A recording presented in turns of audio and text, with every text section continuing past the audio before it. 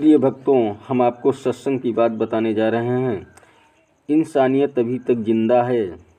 एक सज्जन railway station पर बैठे गाड़ी की प्रतीक्षा कर रहे थे। तभी जूते पॉलिश करने वाला एक लड़का आकर बोला, साहब बूट पॉलिश। उसकी दयनीय सूरत देखकर उन्होंने अपने जूते आगे बढ़ा दिए। बोले, लो, पर ठीक से चमकाना। लड़के ने काम तो शुरू किया, परंतु अन्य पॉलिश वालों की तरह उसमें स्फूर्ति नहीं थी। वे बोले, कैसे ढीले ढीले काम करते हो, जल्दी जल्दी हाथ चलाओ। वो लड़का मौन रहा। इतने में दूसरा लड़का आया। उसने इस लड़के को तुरंत अलग कर दिया और स्वयं फटाफट काम में जुट गया। पहले वाला गूंगे की तरह एक ओर खड़ा रहा। दूसरे ने जूते चमका दिए।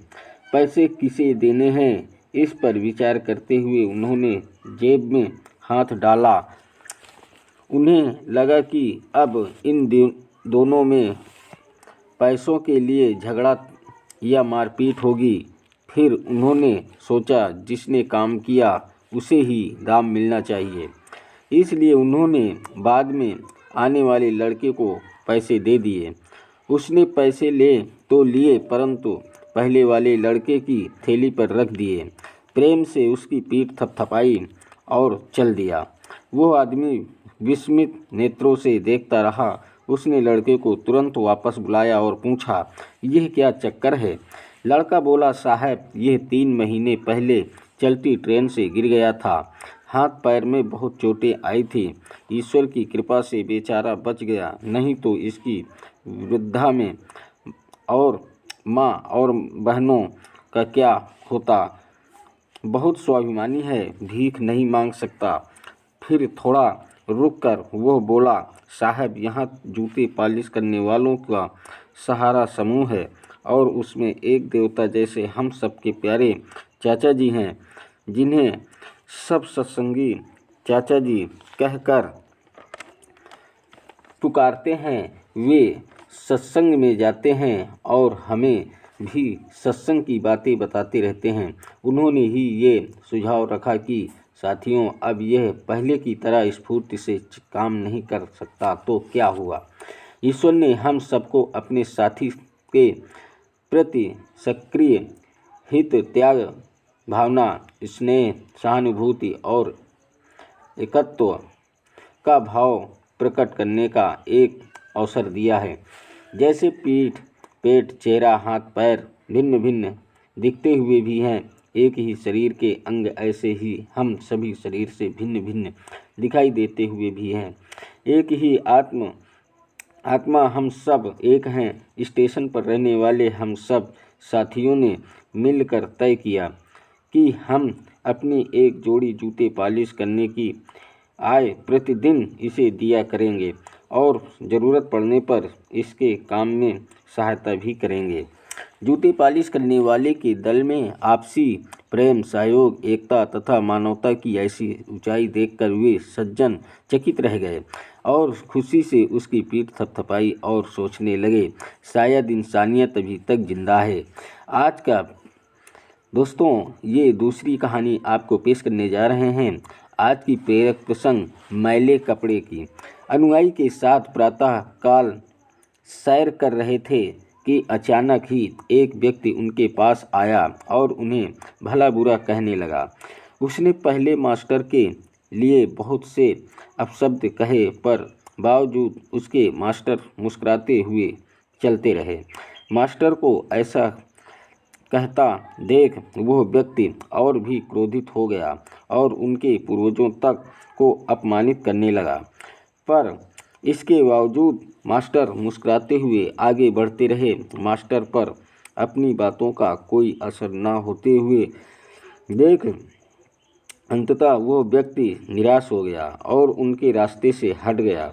उस व्यक्ति के जाते ही अनुयायी ने आश्चर्य से पूछा, मास्टर जी, आपने भला उस दुष्ट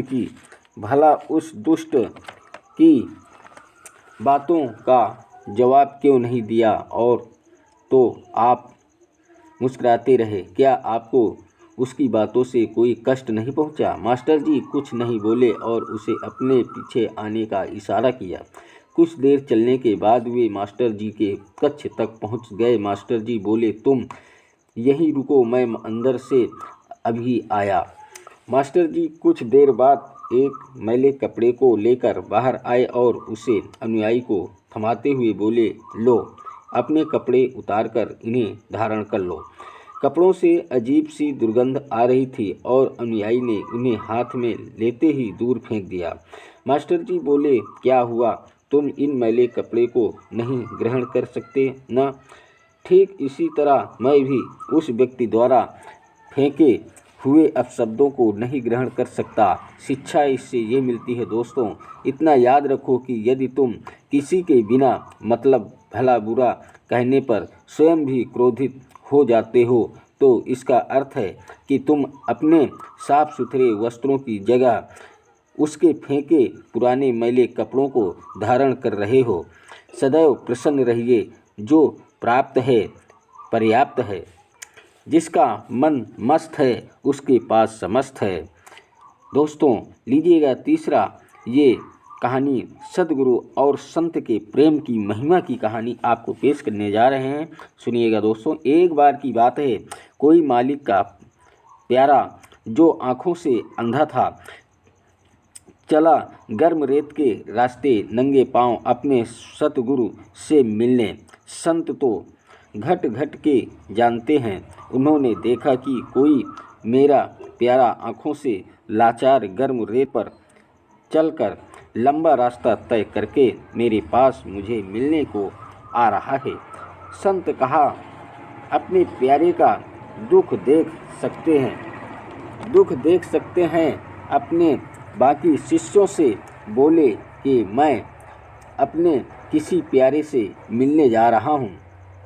जब सद्गुरु अपने उस आँखों से लाचार प्यारे से मिलने पहुँचे, मिलकर बोले, तेरे पास के सदके प्यारे मांग क्या चाहिए? दास बोला, जी कुछ नहीं। सद्गुरु बोले, तेरा दिल बहुत बड़ा है, अब 2 चीज़ें मांग। तब वो दास बोला, सच्चे पातशाह मेरी आंखें लौटा दो ताकि मैं आपके दर्शन कर सकूं। मालिक ने मेहर की। दास को दिखाई देने लगा, क्योंकि कहते हैं न करता करे न कर सके, गुरु करे सो होए। दास ने जी भर दर्शन किए। तब सद्गुरु ने कहा, अब दूसरी मांग मांगो। तो दास रो पड़ा, बोला, सच्चे पातशाह मेरी मैं आंखें वापिस ले लो। सद्गुरु बोले, प्यारे ये तुम क्या मांग रहे हो?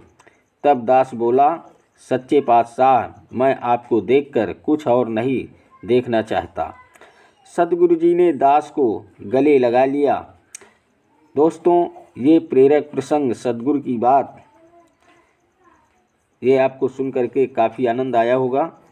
दोस्तों अगर ये वीडियो आपको पसंद आई हो तो लाइक, शेयर और सब्सक्राइब जरूर कीजिएगा और बेल वाली घंटी दबाना मत भूलिए ताकि आपको इसी प्रकार की नोटिफिकेशन हमेशा मिलती रहे। थैंक यू सो मच मेरा यूट्यूब वीडियो देखने का। जय हिंद दोस्तों।